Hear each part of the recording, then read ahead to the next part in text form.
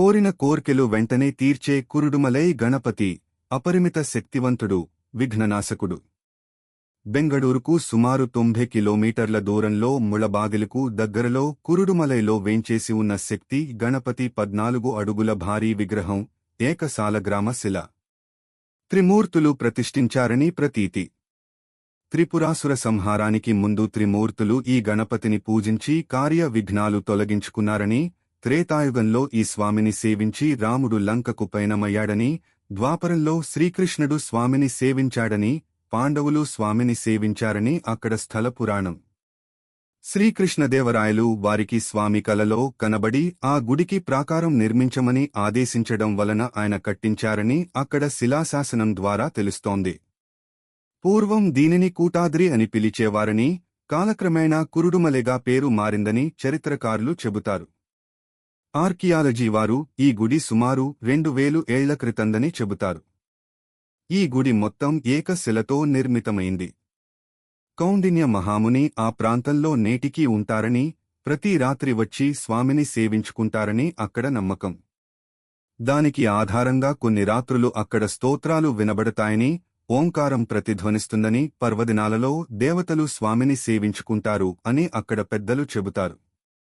ఇక్కడ ప్రాశస్త్యం ఏమిటంటే అనుకున్న పనులు జరగక విఘ్నాలు విసిగిస్తుంటే స్వామి దర్శన మాత్రం చేత ఆ అడ్డంకులు తొలగిపోయి మంచి జరుగుతుందని ప్రగాఢ విశ్వాసం. అక్కడ ఉన్న శక్తి మనకున్న దోషాలను, అరిష్టాలను పారద్రోలి మంచి సమయం మొదలవుతుందని ప్రశస్తి. కొత్త పని మొదలు పెట్టే ముందు బాధలతో సతమతమయ్యేవారు తప్పక దర్శించి ఆశీస్సులు తీసుకుంటే వారి పనులు నిర్విఘ్నంగా అద్భుతంగా పనులు జరుగుతాయని చరిత్ర. నేటికీ కూడా కన్నడ ప్రజలు తప్పక దర్శించి మంచి ఫలితాలు చూస్తారు. ఈ గుడికి ఒక 100 మీటర్ల దూరంలో కౌండిన్య మహర్షి ప్రతిష్ఠితమైన సోమేశ్వర స్వామి, అమ్మవారిని కూడా దర్శించి వారి అనుగ్రహం పొందవచ్చు. శనివారం దర్శనానికి వెళ్తూ అక్కడ వెంకటేశుని దర్శనమైతే బావుండుననే అనుకున్నాను.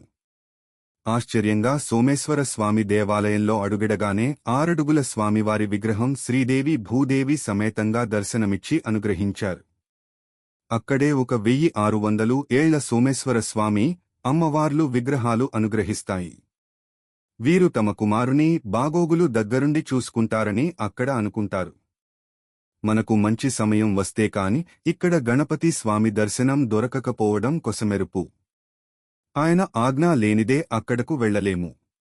ఈ ఆలయాన్ని ప్రతినిత్యం వందల కొద్ది భక్తులు సందర్శించి దేవుని ఆశీర్వాదాలు పొందుతుంటారు.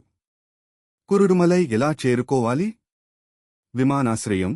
కురుడుమలై సమీపాన 110 కిలోమీటర్ల దూరంలో బెంగళూరు అంతర్జాతీయ విమానాశ్రయం కలదు.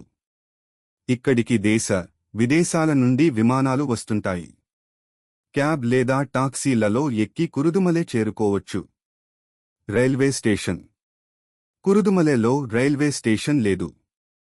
సమీపాన 10 కిలోమీటర్ల దూరంలో హవేరి రైల్వే స్టేషన్ కలదు.